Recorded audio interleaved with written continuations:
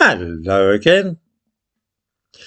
The last week has been very instructive for those seeking an insight into the psyche of the English race. The best way of describing the case would be to compare England to a man in a restless and uneasy sleep, who comes to from time to time and looks around him in bewilderment. While he is dozing, mischievous people have been meddling with his belongings, rearranging the furniture, and stealing anything which they find laying around. All the time, though, they keep glancing nervously at the slumbering giant, fearful of it waking up and catching them at their tricks. They are hoping that he will fall into a coma and never come to, so that they may continue to loot his possessions and eventually take over his house. Of course, should he actually sit up and take notice of what is going on, then it will all be up with them. While we were in such a state of semi-consciousness, a group of these malevolent pygmies started arranging matters so that men could compete in women's sports, use their changing rooms and lavatories, invade all the spaces, in fact, where women might otherwise have been able to expect a little privacy.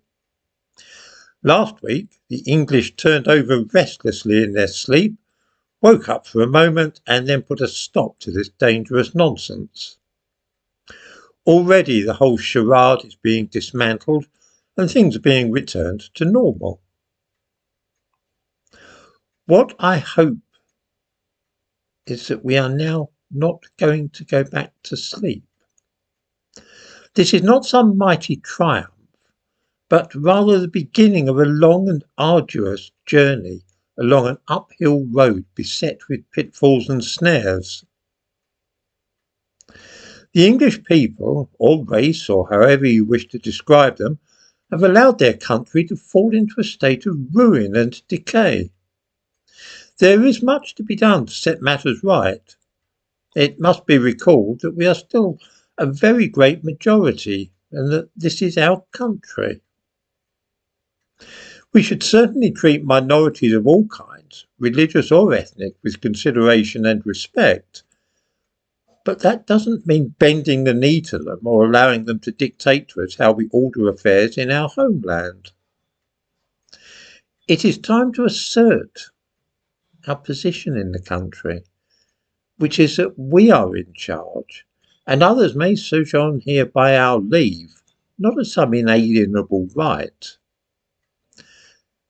The hour is certainly late, but the sun has not yet set upon our race. I think that if a sufficient number of men of goodwill start spreading this message, then there is still hope for the future of England and its people. We must stop apologising for our existence, and still less for our past achievements, things such as the Industrial Revolution and bringing civilization to the African continent.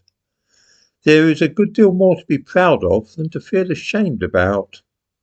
Let's pull ourselves together, put our shoulders to the wheel, and see if we cannot reverse some of the mad projects and ideologies which seem to have sprung up in the land while we've been sleeping. The time is, I fancy, ripe for such an endeavour, as events over the last week have shown.